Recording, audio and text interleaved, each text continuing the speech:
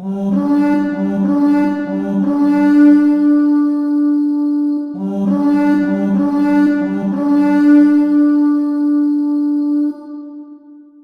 my brothers and sisters of Byzantium, and welcome back to the Order. I am Celtic Templar, and yes y'all, today we are talking about a Byzantine style helmet.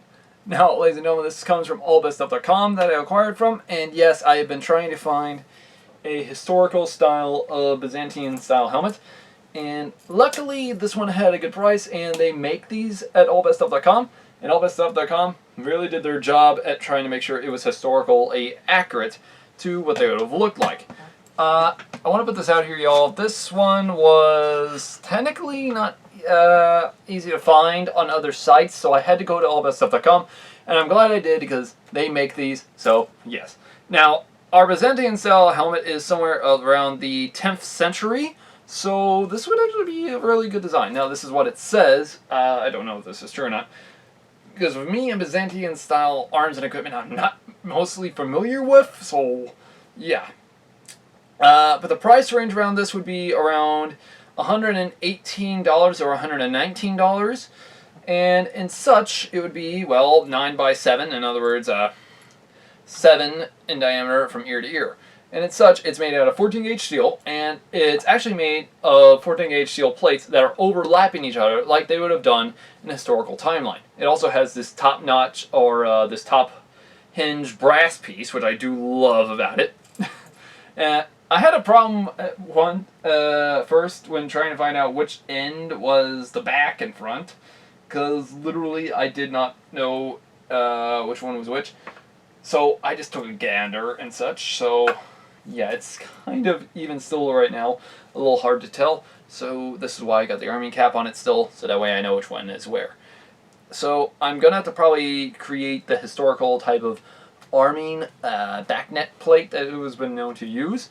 Now, I'm not even know how badass and weird these things are and how they evolved. They evolved originally from the original Eastern style type helmet and somehow evolved into this thing over time, especially after fighting against the Samnite people and such, or the Parthian, or whatever you want to pronounce it as, empire, or the new Persian empire. In fact, I've heard so many words and names for it, so I kind of lost track of what it was called.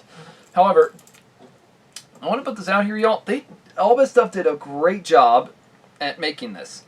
While wearing this, I feel perfectly protected.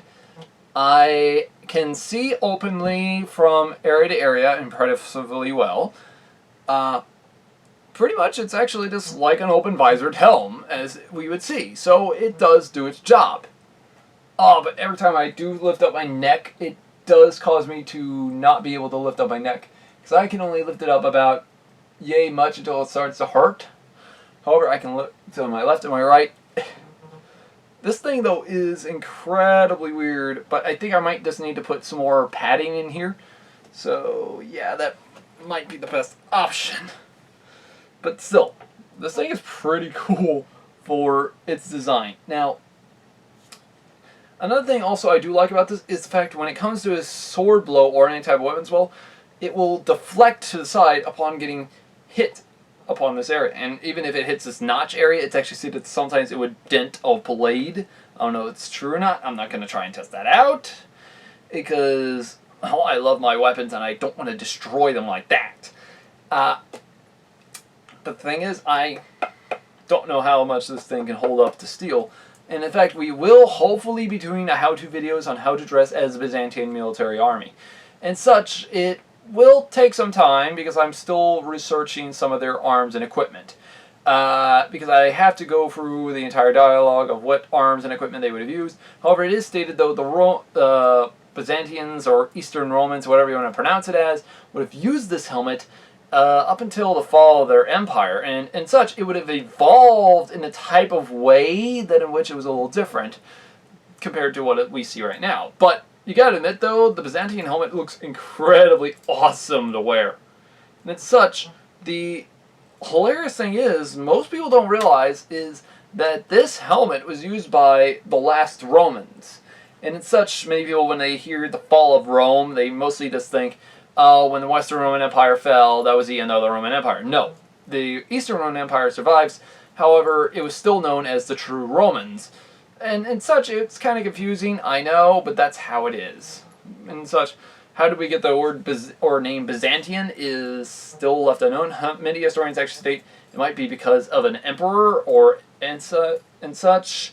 We don't really know, but still. But anyways, if any of y'all want to get your hands on this, I will leave a link down below in the description. This actually comes at a very good price for anybody. For anyone that is looking for a budget for reenactments, this is your helmet. And it surprisingly, it feels like a little thicker than 14 gauge, maybe nearly 12 gauge, I want to say. So, maybe. But yeah, if y'all can actually even see this past the liner, I don't think you all can because this thing is so dark.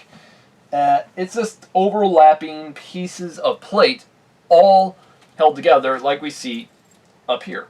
So this is actually what I love about these type of helmets. These things are kind of actually really cool. But still, while actually holding this helmet, it does feel incredibly heavy. It's like holding a big, like about 5 pounds and such. So yeah, especially if I hold it like this, it feels like 10 or 15 pounds.